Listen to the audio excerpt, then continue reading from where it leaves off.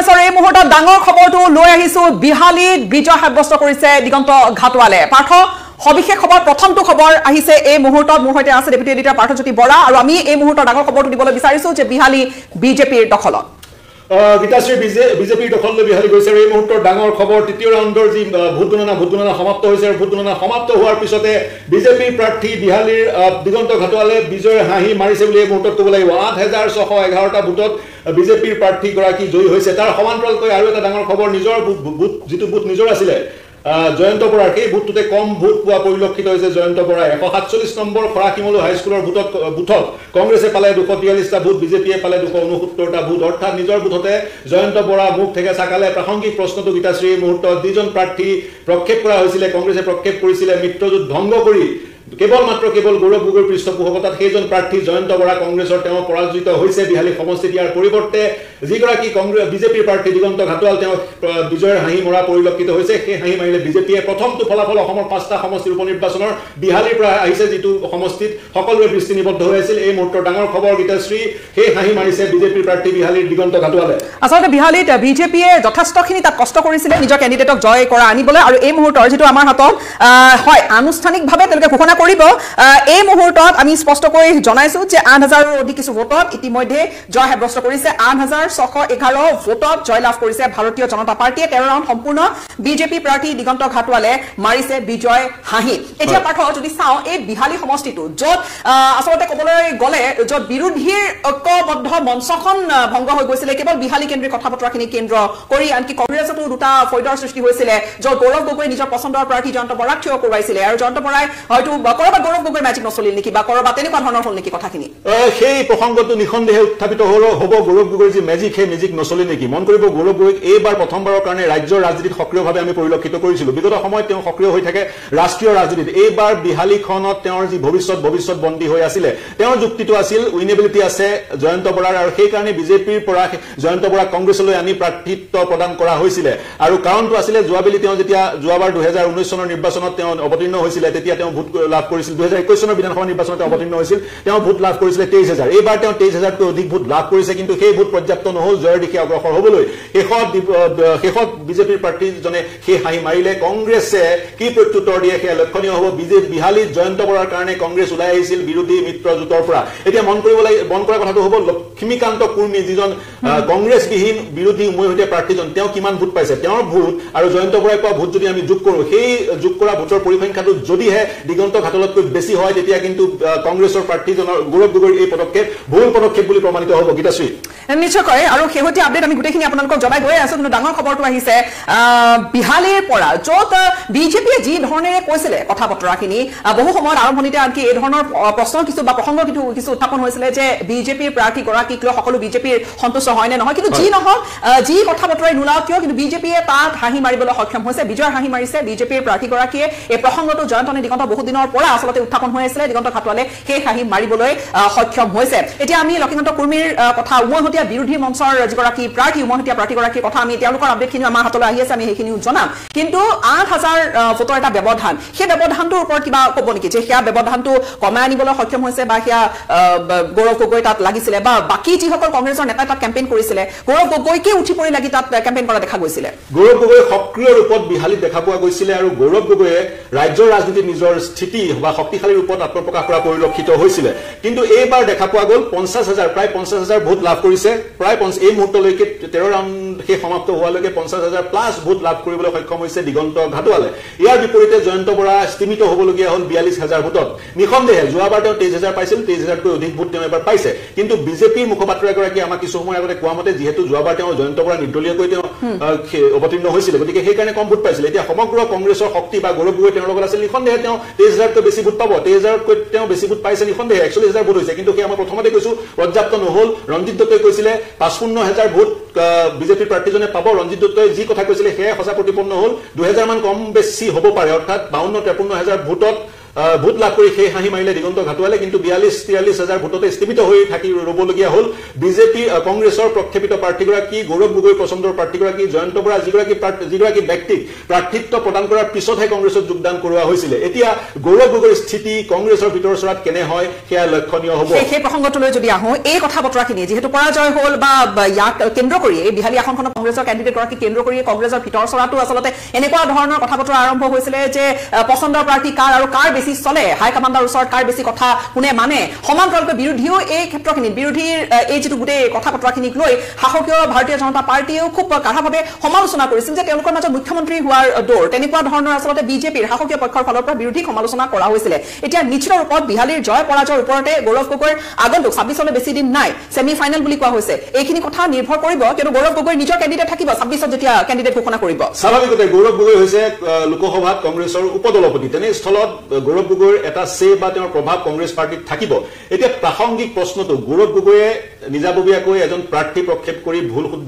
সিদ্ধান্ত ললে নে শুদ্ধ সিদ্ধান্ত ললে? নিঃসন্দেহে যদিহে জয়ন্ত বৰাই জয়লাভ কৰিলে হয় তেতিয়া প্ৰশ্ন উত্থাপিত নহল হয়, গৌৰৱ গগৈ 61 সম্ৰাট কংগ্ৰেছৰ ভিতৰ চৰাত হল হয়। কিন্তু এতিয়া কথাটো হৈছে গৌৰৱ গগৈ প্ৰক্ষেপিত প্ৰাৰ্থীজন পৰাজিত হৈছে। এতিয়া ব্যৱধানৰ যদি কথাটো আহে, গৌৰৱ গগৈ এটাই কথা কৈছিলে বা কংগ্ৰেছৰ নেতৃত্বই যেতিয়া বিৰোধী ঐক্য মঞ্চ ত্যাগ কৰিছিল তেওঁলোকে কৈছিলে বিবেক দাস নামৰ যিজন প্ৰাৰ্থী CPI ML লিবাৰেশ্যনৰ, তেওঁক বিৰোধী ঐক্য মঞ্চৰ মহিলা প্ৰাৰ্থী হিচাপে প্ৰক্ষেপ কৰিব বিচাৰিছিল, কিন্তু তেওঁৰ ৰেকৰ্ড বেয়া, তেওঁ 8 বাৰ পৰাজিত হৈছে। গতিকে উইনিবিলিটি যাৰ বেছি তেনেধৰণৰ প্ৰাৰ্থী প্ৰক্ষেপ কৰাৰ যুক্তি সন্মুখত ৰাখি জয়ন্ত বৰাক প্ৰক্ষেপিত কৰা হৈছিল। জয়ন্ত বৰাই অধিক ভোট লাভ কৰিবলৈ সক্ষম হল, কিন্তু সেয়া পৰ্যাপ্ত নহল। গতিকে তেনেস্থলত ব্যৱধানৰ বিষয়টোৱে আগস্থান পাব নে ব্যৱধানৰ বিষয়টোৱে গৌৰৱ গগৈক এটা এজ দিব সেইটো পিছত গম পোৱা যাব। কিন্তু যি বিৰোধী ঐক্য মঞ্চৰ আন দলসমূহ ইতিমধ্যে তেওঁলোকে মন্তব্য কৰিবলৈ আৰম্ভ কৰিছে, যদি হাৰিবই লাগিছিল তেতিয়া বিৰোধী ঐক্য মঞ্চক শক্তিশালী কৰি ৰাখি বিৰোধী ঐক্য মঞ্চৰ উমৈহতীয়া প্ৰাৰ্থীজনক কিয় দিয়া নগ'ল? ভূপেন বৰাই বিৰোধী ঐক্য মঞ্চৰ উমৈহতীয়া প্ৰাৰ্থীজনক দিয়াৰ পোষকতা কৰিছিল, কিন্তু গৌৰৱ গগৈয়ে হাইকমাণ্ডৰ পৰা এই নিৰ্দেশ লৈ আহিছিল, যিটো নিৰ্দেশৰ যোগেদি জয়ন্ত বৰাক প্ৰাৰ্থিত্ব প্ৰদান কৰা হৈছিল, বিজেপিৰ পৰা প্ৰাৰ্থিত্ব প্ৰদান কৰা হৈছিল। কিন্তু এনিৱে তেওঁ পৰাজিত হল, চিটটো কংগ্ৰেছে হেৰুৱালে, সমান্তৰালকৈ বিৰোধী ঐক্য মঞ্চও থান বান হল। গৌৰৱ গগৈ কালি কৈছে চাহ একাপ খাবলৈ আমন্ত্ৰণ জনাব বিৰোধী ঐক্য মঞ্চৰ দলসমূহক, সেয়া কিমান সফল হ'ব সময়ত গম পোৱা যাব। গৌৰৱ গগৈক ইতিমধ্যে খুবেই সমালোচনা কৰিছিল, আনকি ৰাইজৰ দলৰ ফালৰ পৰা অখিল গগৈ অহংকাৰ ত্যাগ কৰিব লাগিব, গৌৰৱ গগৈ 26ৰ কথা ভাবিলে এনেকুৱা ধৰণৰ তীব্ৰ সমালোচনাৰ সন্মুখীন হৈছিলে। এইখিনি কথা বতৰাই সেই আকৌ সিদিনালৈকে বিৰোধী ঐক্য মঞ্চ হৈ থকা আন কংগ্ৰেছৰ বাহিৰে আন যিকেইটা দল তেওঁলোককো যেন কৰবাত অধিক যুক্তি দি বিহালী প্ৰসংগটো তেওঁলোকে যুক্তি সহকাৰে টানি আনিব, কিয়নো 26ত বাৰে বাৰে ভূপেন বৰাৰ মুখতো শুনা যায় যে আমাৰ এই গোটেই কথা বতৰাখিনি 26 কেন্দ্ৰিক, 26ৰ বিধানসভা নিৰ্বাচন কেন্দ্ৰিক। তেনেহলে বিৰোধী আন দল কেইটাইও নিজৰ তেওঁলোকে চিট শ্বেয়াৰিং যেতিয়া হ'ব বা তেওঁলোকে যেতিয়া আসনৰ বুজা পৰা কৰি প্ৰতিদ্বন্দ্বিতাত একেলগে নামিম বুলি ভাবিব, নিশ্চয়কৈ যি ধৰণে আগবাঢ়িছিলে, যদিও বা এতিয়া সেই ধৰণে আগবঢ়া নাই, কিন্তু চাহ খাব মতা প্ৰসংগটো ইতিমধ্যে আহিছে। কৰা যদি আকৌ তেওঁলোকে সিদ্ধান্ত সলনি কৰে, কাৰণ ৰাজনীতিত সকলোখিনি সম্ভৱ, আজি পৃথকে আছে, কালি আকৌ একেলগে নিৰ্বাচন খেলিব পাৰি, তেনেকুৱা বহু উদাহৰণ আছে। তেনেকুৱা পৰিপ্ৰেক্ষিতত এই কথা বতৰাবোৰ নিশ্চয়কৈ ক্ৰিয়া কৰিব। কিন্তু এই মুহূৰ্তত চাবলৈ গ'লে গৌৰৱ গগৈয়ে জয় কৰাই আনিবলৈ নোৱাৰিলে নিজৰ পচন্দৰ প্ৰাৰ্থী বা তেওঁ নিজে জোৰ দি টিকট দিয়া প্ৰাৰ্থী জয়ন্ত বৰা, যিগৰাকীয়ে বিজেপি ত্যাগ কৰি কংগ্ৰেছত সোমাই তেওঁ নিৰ্বাচনী যুঁজত অৱতীৰ্ণ হৈছিল। আৰু বিহালী ইতিমধ্যে প্ৰায় 8611টা ভোটৰ ব্যৱধানত নিজৰ দখলত আনিছে বিজেপিৰ প্ৰাৰ্থী দিগন্ত ঘাটোৱালে। আৰু গোটেইখিনি আপডেট আমি আপোনালোকক জনাই গৈ থাকিম সময়ে। এই মুহূৰ্তত আৰু কিছু আপডেট আছে, বহু লোক আমাৰ সৈতে সংযুক্ত হৈ আছে। এই মুহূৰ্তত ক'ব বিচাৰিম দিগন্ত ঘাটোৱাল জয়ী হ'ল, 8000 ভোটত তেওঁ জয়ী হ'ল। এটা শেষৰ ৰাউণ্ডৰ ভোট গণনা বাকী আছিল, কিন্তু শেষৰ ৰাউণ্ডৰ ভোট গণনাৰে যিহেতু অৱকাশ নাছিলে কংগ্ৰেছৰ প্ৰাৰ্থীজন আগুৱাই যায়, গতিকে এক প্ৰকাৰ আমি সেইকাৰণে ঘোষণা কৰিছো দিগন্ত ঘাটোৱাল জয়ী হ'ল। মন কৰিব গীতাশ্ৰী, এই মুহূৰ্তত ক'ব লাগিব যদি আমি জনবিন্যাস বিহালী চাওঁ, জনবিন্যাস বিহালী বিশ্লেষণ কৰো, 1,32,000 মান বিহালীত মতদাতা আছে, ভোটদাতা আছে, আৰু তেওঁলোকৰ ভিতৰত প্ৰায় 50,000 আদিবাসী সম্প্ৰদায়ৰ বা চাহ জনগোষ্ঠীৰ লোক। গতিকে দিগন্ত ঘাটোৱাল যিহেতু নিজে এগৰাকী চাহ জনগোষ্ঠী বা আদিবাসী প্ৰতিনিধি, গতিকে আদিবাসী প্ৰতিনিধিসকলক আকৰ্ষিত কৰাত তেওঁ সক্ষম হ'ল বুলি এই মুহূৰ্তত ক'ব পৰা যায়। সেইটো এটা ফেক্টৰ। আৰু গৌৰৱ গগৈৰ অনাগত সময়ত কি স্থিতি হ'ব কংগ্ৰেছৰ ভিতৰত সেয়া লক্ষণীয় হ'ব, ব্যৱধানৰ বিষয়টো আহিব পাৰে। আৰু গৌৰৱ গগৈয়ে প্ৰথমবাৰৰ কাৰণে ৰাজ্যৰ ৰাজনীতিত এক বৃহৎ ভূমিকা গ্ৰহণ কৰিছিলে। ৰাজ্যৰ ৰাজনীতিত গোটেই অসম কংগ্ৰেছৰ বিৰুদ্ধাচৰণ কৰি তেওঁ হাইকমাণ্ডৰ পৰা এক নিৰ্দেশ লৈ আহি নিজাববীয়াকৈ জয়ন্ত বৰাক তেওঁ প্ৰাৰ্থী হিচাপে প্ৰক্ষেপ কৰিছিলে। তৎসত্বেও কিন্তু তেওঁ সমষ্টিটো উদ্ধাৰ কৰিব নোৱাৰিলে। কিন্তু বহুতে ক'ব বিচাৰে প্ৰথমবাৰ ৰাজনীতিত প্ৰৱেশ কৰি, ৰাজ্যৰ ৰাজনীতিত প্ৰৱেশ কৰি এটা গীতাশ্ৰীৰ ডাঙৰ ৰিস্ক লৈছিলে গৌৰৱ গগৈ, কাৰণ অভিজ্ঞতা তেওঁ নাছিলে। তেওঁ কলিয়াবৰ সমষ্টিটো সীমাবদ্ধ হৈ আছিলে, বিগত সময়ত সমষ্টিমুখী আছিলে তেওঁ, বা দিল্লীত তেওঁ লোকসভাৰ মজিয়াত উদাত্ত ভাষণ প্ৰদান কৰে, দিল্লীত তেওঁ সক্ৰিয় অৱস্থাত তেওঁ পৰিলক্ষিত কৰা হৈছিল প্ৰথমবাৰৰ কাৰণে বিহালী সমষ্টিটো তেওঁ এক্সপেৰিমেন্টেল বেচিছত তেওঁ বাছি লৈছিলে ৰিস্ক লৈছিলে কিন্তু সেই ৰিস্কে তেওঁ কোন পৰ্যায়লৈ লৈ যায় কোন দিশে লৈ যায় 2026ত সেয়া লক্ষণীয় হ'ব সমান্তৰালকৈ এইবাৰ কিন্তু যদিও কংগ্ৰেছৰ লগ লাগেহি এই আপ বা আন দলসমূহ অজাপ বা ৰাইজৰ দল তেওঁলোকে কিন্তু কংগ্ৰেছক এইবাৰ ব্লেকমেইল কৰিব কংগ্ৰেছে যি উইনেবিলিটিৰ কথা কৈ আছিলে সেয়া সেই কথা কৈ কিন্তু কংগ্ৰেছে মুখ থেকে চাগালে কাৰণ পৰাজিত হ'ল কংগ্ৰেছ পৰাজিত হ'ল বিৰোধী ঐক্য মঞ্চও ঠান হৈ গ'ল গতিকে কংগ্ৰেছ দুই ধৰণে কংগ্ৰেছ লোকচানৰ সন্মুখীন হ'ল শাসক পক্ষৰ সন্মুখতো পৰাজয় বৰণ কৰিবলগীয়া হ'ল বিৰোধী ঐক্যৰ যিটো এটা আগবাঢ়িছিলে সেইখিনিতো কংগ্ৰেছ কৰবাত নিজৰ কথা যি ধৰণে স্থিতি ৰাখিছিলে তাতো পৰাজিত হ'বলগীয়া হ'ল এই দুই ধৰণে চাবলৈ পাৰি দুই ধৰণে কংগ্ৰেছ পৰাজিত হ'ল আসনখনো ঘূৰালে আসনখন 2001 চনৰ পৰাই বিজেপিৰ দখলত আছিলে বিজেপিৰ দুৰ্গ বিহালী 2011 চনত পল্লৱ লোচন দাস জয়ী হৈছিলে কংগ্ৰেছৰ প্ৰাৰ্থী হিচাপে কালক্ৰমত কিন্তু পিছৰ সময়ত তেওঁ কংগ্ৰেছ ত্যাগ কৰি বিজেপি যোগদান কৰিলে গতিকে সেই দিশৰ পৰা বিজেপিৰ দুৰ্গ বুলি ক'ব লাগিব যদিও বা নিৰ্বাচনী প্ৰচাৰৰ সময়ত পল্লৱ লোচন দাস আৰু ৰঞ্জিত দত্তৰ মাজত এক সংঘাতৰ বাতৰি আহিছিলে নিৰ্বাচনী সংঘাতৰ বাতৰি আহিছিলে এই সংঘাতক পল্লৱ লোচন দাস আৰু ৰঞ্জিত দত্তৰ সংঘাতক সৰুগত কৰি চাগৈ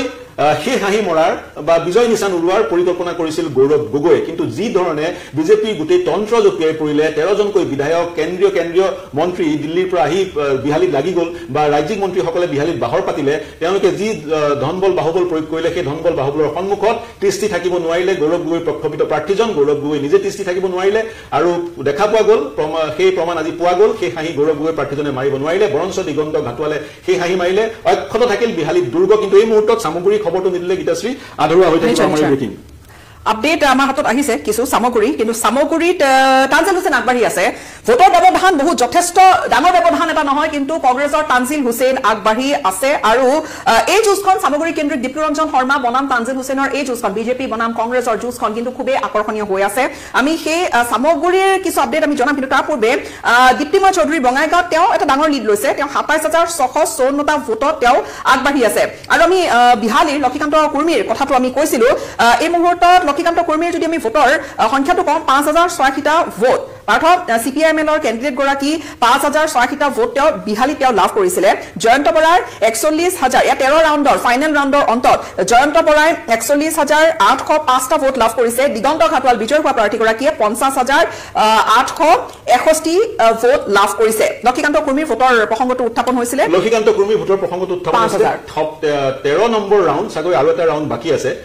গতিকে 42000 আৰু 5000 47000 ভোট বিৰোধীয়ে লাভ কৰিছে কংগ্ৰেছ আৰু লক্ষীকান্ত কুৰ্মী বিৰোধী ঐক্য মঞ্চ অসম সন্মিলিত মঞ্চৰ প্ৰাৰ্থীগৰাকীয়ে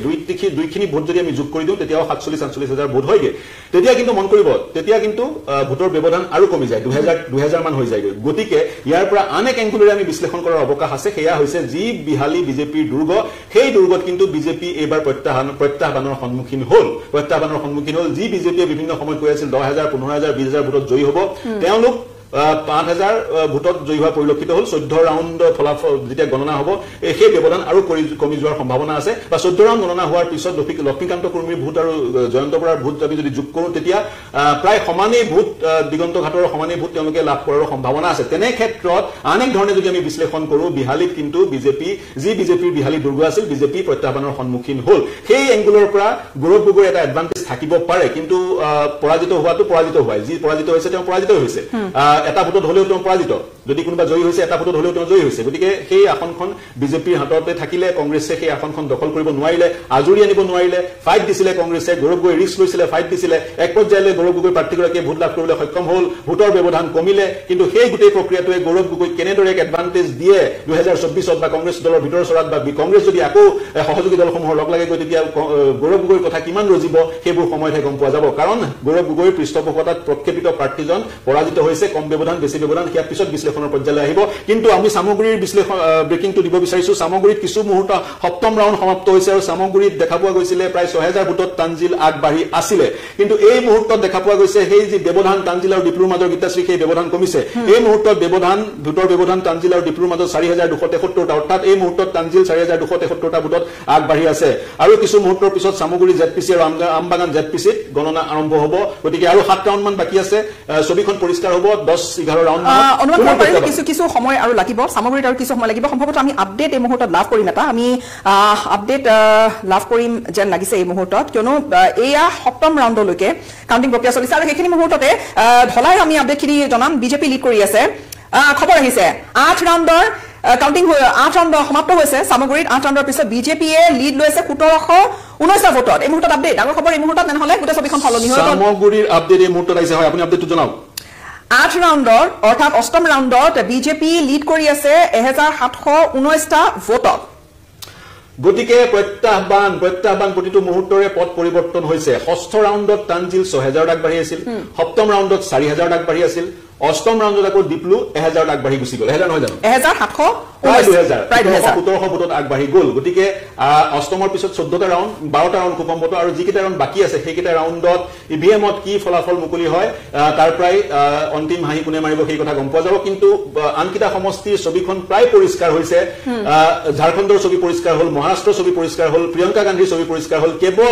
কেৱল দত লাগিছে সামগ্ৰীত এই মুহূৰ্তলৈকে কোনে শেষ হাঁহি মাৰিব গম পোৱা হোৱা নাই পিতাশ্ৰী নিশ্চয় আমি এই মুহূৰ্তত আমি বিদায় লম আৰু পৰৱৰ্তী সময়ত আমি গোটেই আপডেটখিনি লৈ আহি আছো যিহেতু আমি কৈছোৱে যে এই মুহূৰ্তত আপডেটটো হৈছে সামগ্ৰীৰ পৰা প্ৰথম ডাঙৰ খবৰটো হৈছে বিহালী ইতিমধ্যে জয় লাভ কৰিছে বিজেপি আৰু সামগ্ৰীত কিছু লাগিব 8 ৰাউণ্ড অষ্টমটো ৰাউণ্ড হৈছে য'ত বিজেপিয়ে লিড লৈ আছে প্ৰায় 1700 ভোটত বিজেপি ডিপ্লু ৰঞ্জন শৰ্মা আৰু সময় আমি আপোনালোকক গোটেই আপডেটখিনি জনাই গৈ থাকিম এই মুহূৰ্তত বিদায় লৈছো ধন্যবাদ